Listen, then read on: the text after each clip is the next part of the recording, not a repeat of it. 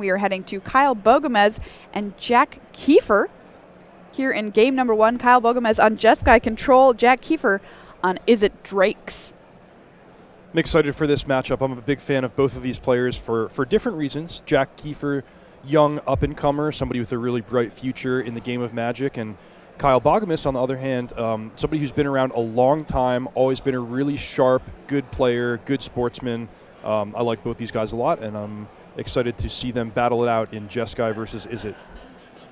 Goblin Electromancer from Kiefer here in early turns, met with a Justice Strike from Kyle. Another Electromancer in hand. Let's try this again. Opt-in response from Kyle.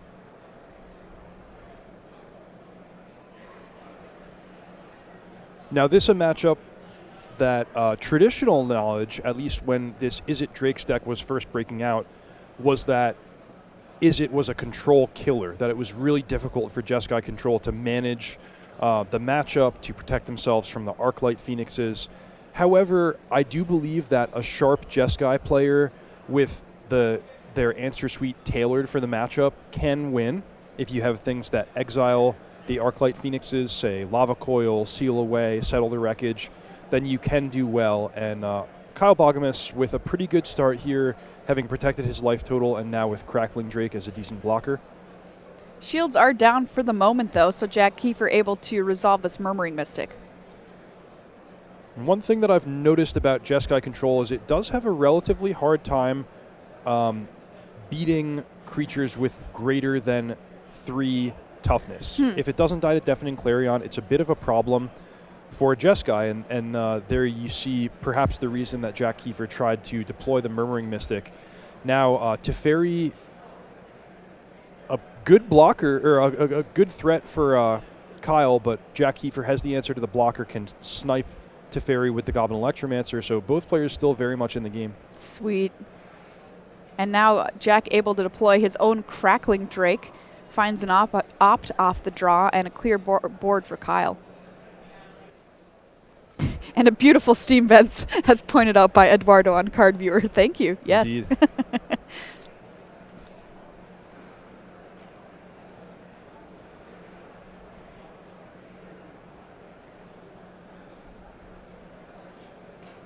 Kyle, though, you know, the deck does have plenty of tools to deal, even when you're falling behind like this with a couple of creatures on board.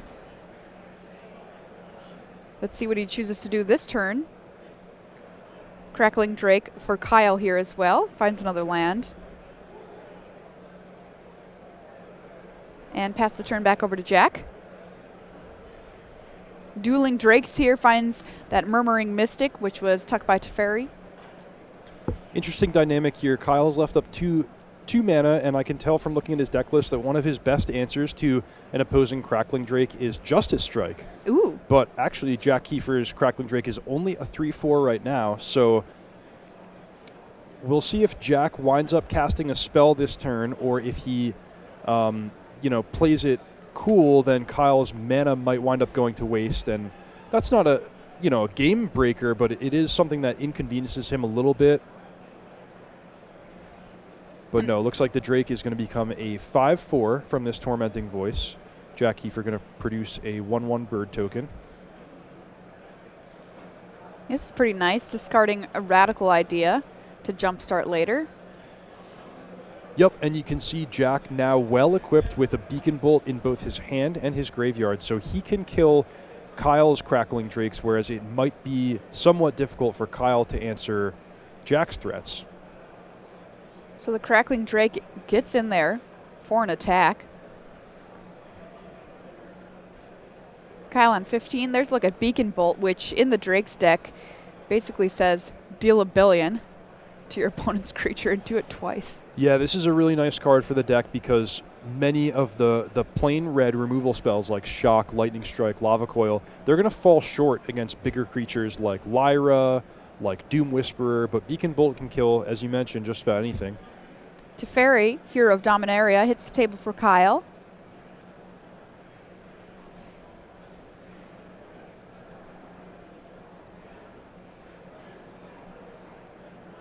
And we've plus, so we've drawn a card. We're able to untap 2 lands. Now we've got 4 at the ready as we head back over to Jack's turn. So big turn coming up here. As we've seen for as long as Teferi, Hero of Dominaria has existed in Magic, if a player is ever able to untap with Teferi, their chances of winning skyrocket. Yes. So shields are partially down for Kyle here. Jack really needs a big turn. He needs to get past the Crackling Drake and kill Teferi, and if not, the game's going to get a lot tougher for him. But we'll see what he can manage this turn. He does have the Electromancer and a stacked hand. We're going to start with Chart a Course. We net that bird token. There's a Lava Coil. Wow, some really nice pickups for Jack. Whew. Lava Coil to answer the blocker. Shock to unload some extra damage. Phoenix hitting the graveyard. This is going to be a huge turn for Jack Kiefer.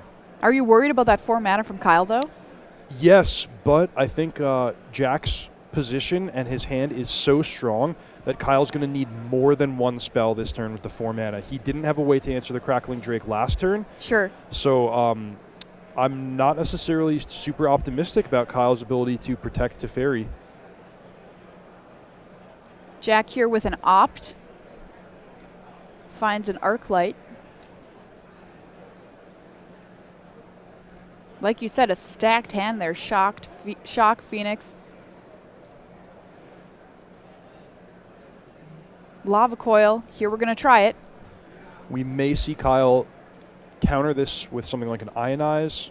See that shuffle to the front of his hand. Crackling Drake is really important for him on this board. And sure enough, Ionize it is. Kiefer falls down to 16, taking 2 from that counter spell. But we do have a follow-up, and it is this jump-started Beacon Bolt, discarding that Phoenix. Oh my goodness. Nice. Brutal, brutal turn. Wow. Another bird. And all facilitated by that Goblin Electromancer, Yes. It's so important. Everything is so cheap, it's just like cheating. So Jack going to go to combat, return 2 Phoenixes. He's going to send enough. Well, actually, I mean, 15 points of life is not that much. Yeah, it's true. Is this enough to kill Kyle?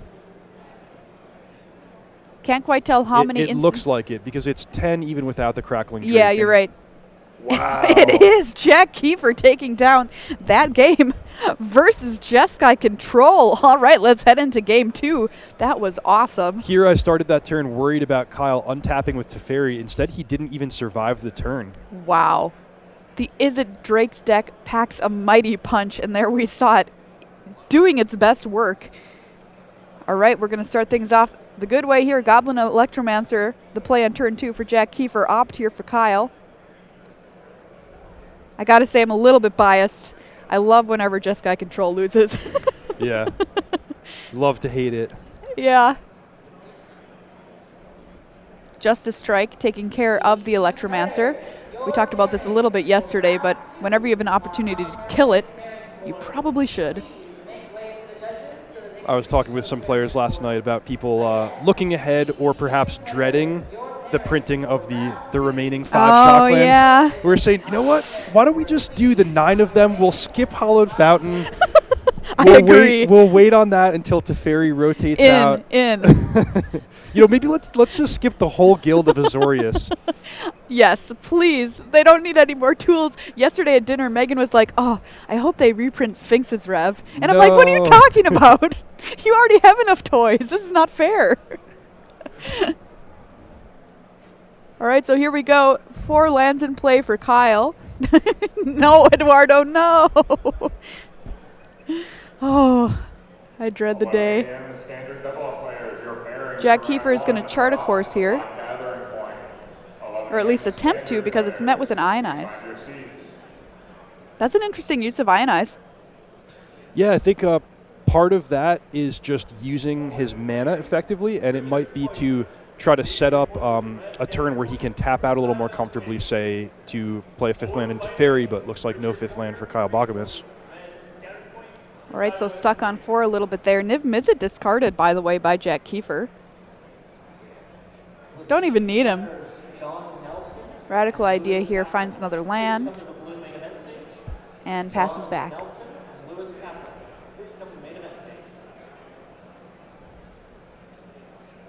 Yeah, I think we're just stuck on mana here for Kyle. A couple of... Oh, maybe he found the 5th. I see a couple of Teferis in hand. There it is.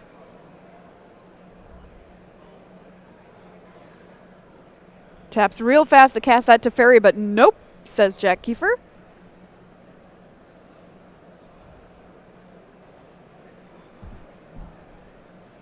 Now Jack able to deploy his own Planeswalker.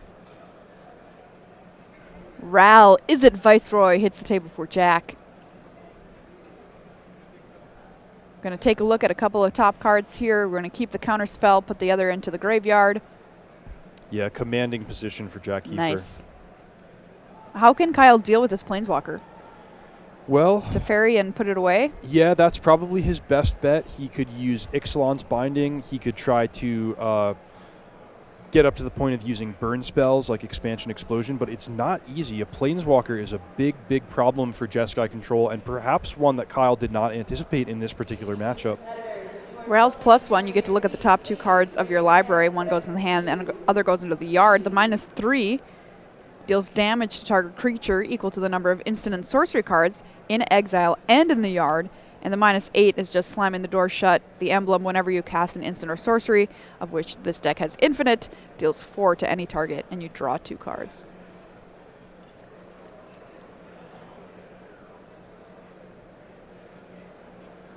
All right, there's a Teferi from Kyle. Wow, and he's gonna try to go toe to toe with the Ral rather than tuck it. I wonder what in particular he was worried about with Teferi going down to 1. All right, so there's Teferi, lands untapped. Turn passes back over to Jack. Going to plus Ral. Look at the top.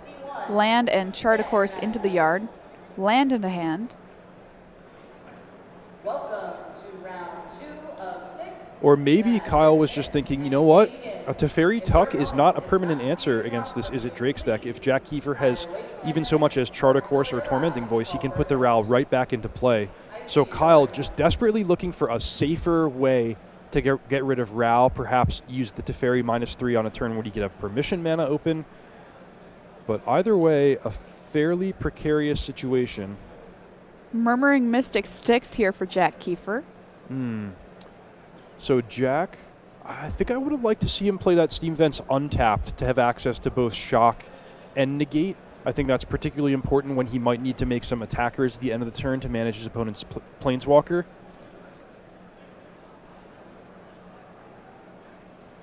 Two mana up for Jack as it stands.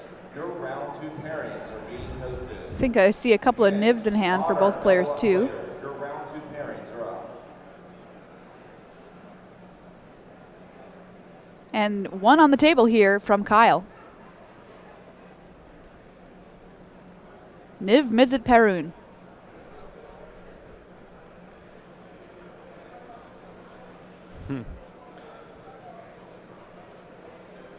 Five flyer can't be countered, so don't even think about it. I like this little gamesmanship from Jack. We had talked in our main match about subtle tells and gleaning information. Now Jack thinking in response to the Niv Mizzet, touching his mana a little bit, making Kyle think that perhaps he has something to cast in response. But Jack actually with okay, he's going to jumpstart Radical Idea in response, losing his Shock.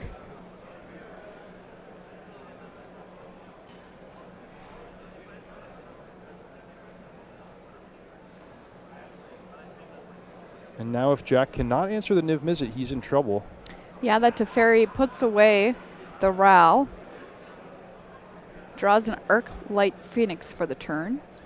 So perhaps the best Jack can do is deploy his own Niv Mizzet. If he casts Niv Mizzet and Tormenting Voice, he'll draw 3 cards, which would allow him to kill off Teferi. Here it looks like Tormenting Voice is coming first. Instead, he's going to really emphasize getting the Ral back into play, which can minus to kill Niv Mizzet. Seems like a good idea to me. Phoenix into the yard there on that discard. And here comes Ral. So this is a really good plan from Jack, but I do want to rewind and focus on something that happened last turn, which is that Jack discarded his shock to jumpstart Radical Idea. And I think having access to now that super efficient spell to finish off Teferi would be a game changer, though perhaps hard at the time to predict exactly what's going to happen. And, you know, if Kyle had plus the Teferi instead, the shock would have looked pretty ineffectual. But with this exact turn of events, if Jack had been able to predict what was going to happen, having the shock still would be really, really powerful. Yeah, that's a great point. Teferi lives, falls to 1, ticks up to 2, back on Kyle's turn here. I'll tell you, Maria, these Niv Mizzet mirror matches are very challenging to navigate. I don't envy these. Well, in a way, I do envy these players. They're engaged in a really, really fun game, but it's challenging, and you know, both these guys are really tough competitors. It's not. No one's going to give an inch. Seal Away deals with the Murmuring Mystic here. Should attacked at Teferi last turn. Pretty efficient answer. But yeah, I was watching Drake's Mirror at the Pro Tour, and both players had Niv Mizzet in play, and I was just like, what? What do you even do? All right, now both players with Planeswalkers and access to all their mana. This is where the fireworks start. Okay, Ral's going to tick up. Now, unlike Teferi, Ral's plus ability does not technically draw you a card, so it will not trigger a Niv Mizzet ability. This is why Jack able to comfortably do it before playing his dragon.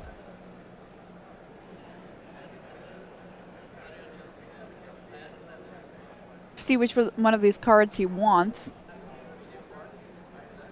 Tormenting Voice is going to head into the graveyard, opt into hand.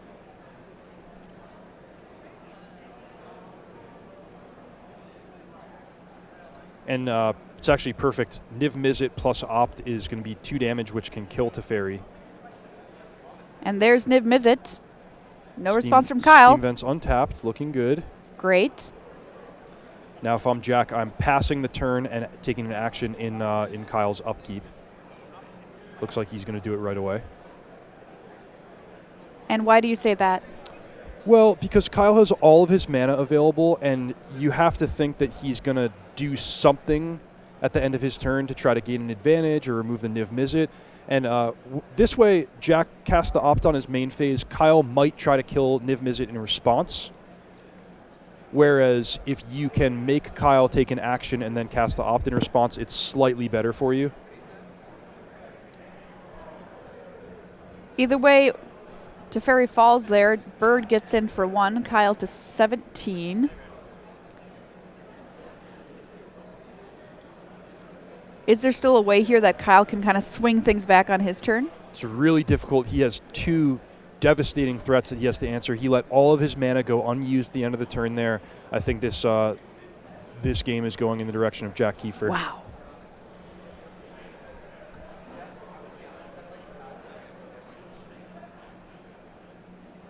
Here's a Teferi from Kyle.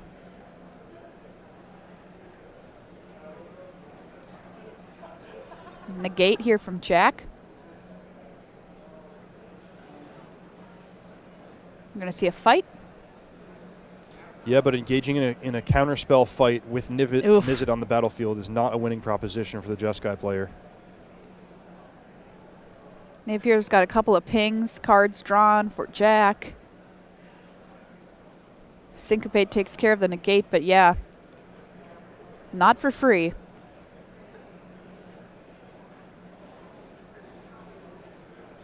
There's really no good options for Kyle here. He can bury the Niv Mizzet, but then Jack only has to draw for his turn and plus the Ral before Niv Mizzet is back in his hand and back on the battlefield. Instead, I like Kyle's choice here to draw a card. Maybe he can find something like a Justice Strike and take care of the Niv Mizzet, but I think we're only moments away from a concession here. Wow, really cool to see this Is It Drake's deck do its thing against this control deck and navigate around all of the counter spells, all of the ways that the control deck has to, well, control the game. Yeah, and you notice that these 2 decks, they start to resemble one another a lot more after sideboarding, with Jack Kiefer bringing in Planeswalkers, Niv Mizzet, counter spells. So, you know, the game 1 strategy is already difficult enough for the control player to deal with, but after Jack brings in all these extra weapons and can sort of go toe-to-toe in the long game, I think it's just really difficult for Jeskai to win. It seems like this Drake's deck is just so nimble, and it's just too able to get around whatever Jeskai wants to do. Definitely, and we just saw my teammate Owen Turtenwald on camera with it. That was one of the reasons he was most excited to play the deck, is its sideboard flexibility, its ability to play both long and short games, and just have a lot of control over your draws and the way things are going.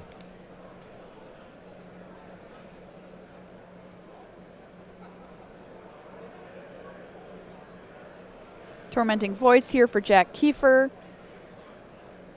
Pinging to Fairy. Here's Radical Idea. Ping, draw.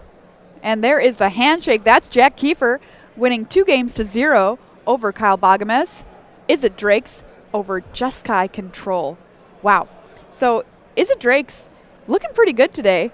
Yeah, we did see Owen lose a really close match and then Jack Kiefer win maybe not quite as close match, but a lot of players, a lot of the toughest players in the field, the strongest players in the field, choosing Izzet Drakes for this weekend, putting up good finishes. Jack Kiefer now on to 9-1 in striking position from our top 8.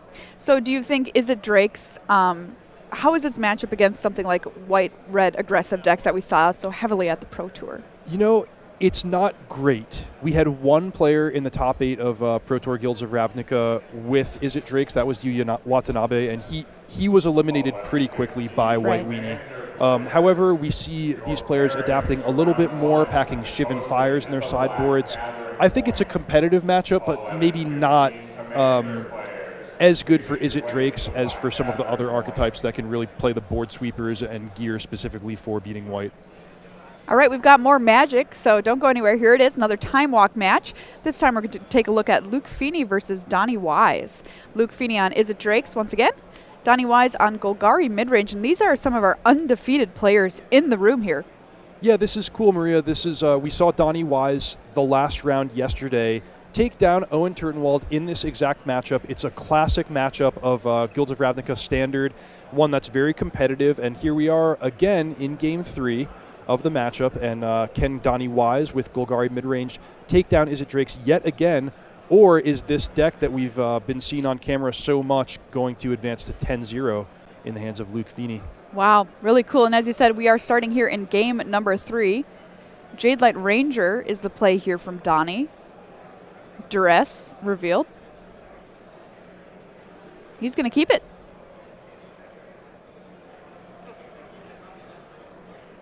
I see the Mirari Conjecture in hand for Luke Feeney, which is a kind of cool card we saw Owen playing with yesterday. I like to see the Duress left on top there. Golgari master Andrea Mengucci wrote an article recently, and he said in this matchup it's really important to go out of your way to make your Jadelight Rangers 4/3s so that they can attack into Crackling Drake and Enigma Drake and really just, put more pressure in a matchup where it's important to get your opponent dead as quickly as possible. Shock here takes care of the Branch Walker on Donnie's side of the table. The Phoenix comes back on defense for Luke Feeney. And Vraska's Contempt really will nice nicely answer. deal with that. And here you see the Jadelight being Yeah. 4/3. Had it been only 3/2, it would have died to the Shock. Had it been only 3/2, it would not have taken such a large chunk out of Luke Feeney's life total. So, yeah, that subtlety being important here. Here's the Mirari Conjecture from Luke. Yeah, really good note read, anybody who's choosing to play Golgari. There's a look at the Conjecture for you now.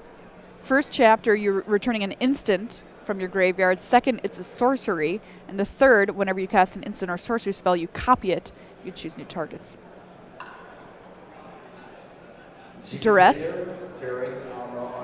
Ooh, there's some real spicy stuff there in Luke's hand. Wow, that's a Star of Extinction at the bottom of his hand.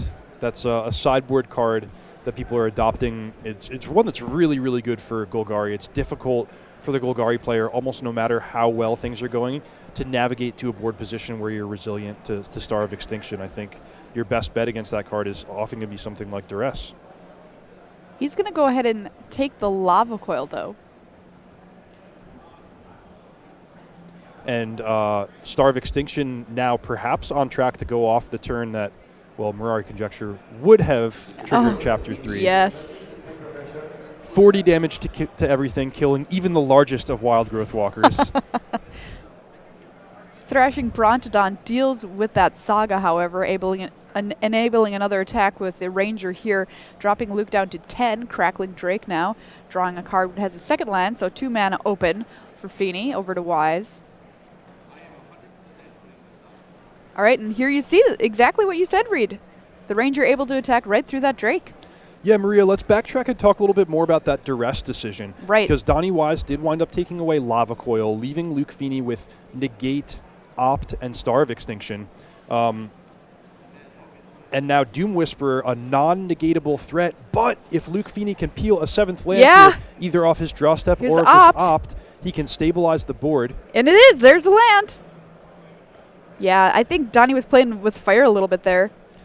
The saving grace from his perspective is that with Doom Whisperer and 22 life, he can surveil to virtually any card he would like to draw next turn. So something like Carnage Tyrant, for example, against an opponent at 6 life would be amazing. It depends exactly what he has access to.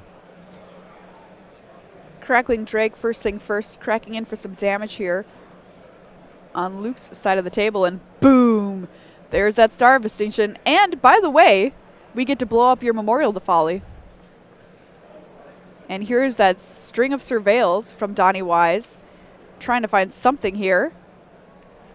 Taking hits of 2, nothing yet. He's got to be careful, though. Yeah, there's a Can't Wild go Growth too Walker into the yard. How low can he go?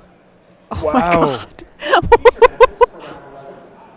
All right, so he's looking at Find Finality, which is a decent one. He can just rebuy his best 2 creatures. Wow, he took hits down to 4 there. Now, that was a big attack from the Crackling Drake, but at the same time.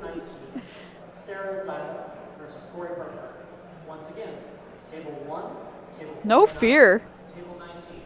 Please report to feature match area.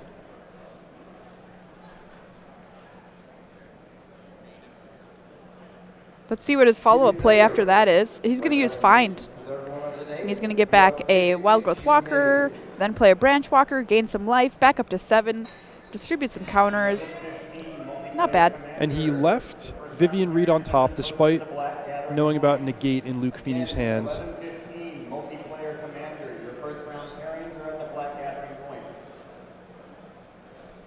There's an Arclight Phoenix for Luke, attacks in, Wise down to 4. There's Vivian Reed. Did I have it wrong, perhaps? Maybe it's not a Negate in Luke Yeah. Feeney's hand. I guess I apologize for that error. Vivian Reed does stick Feeney down to 1 after that smash in from Wise. There is a shock. There's a Mirari Conjecture. Buy back the shock in the handshake. Wow, Luke Feeney takes that down. Is it Drake's over Golgari midrange? What a wild game. That was crazy, and it depended so much on the surveil of Doom Whisperer. Yeah. Donnie making the judgment call to go very low on life, but that only really possible or necessary because he didn't have anything exciting on the top of his library. You know, you can imagine if he surveilled 1 or 2 times, found a Carnage Yeah, it'd Tyrant, the been game just goes fine. very differently. All right, well, that was an awesome game. More Magic from round 11 coming up in just a minute. Don't go anywhere.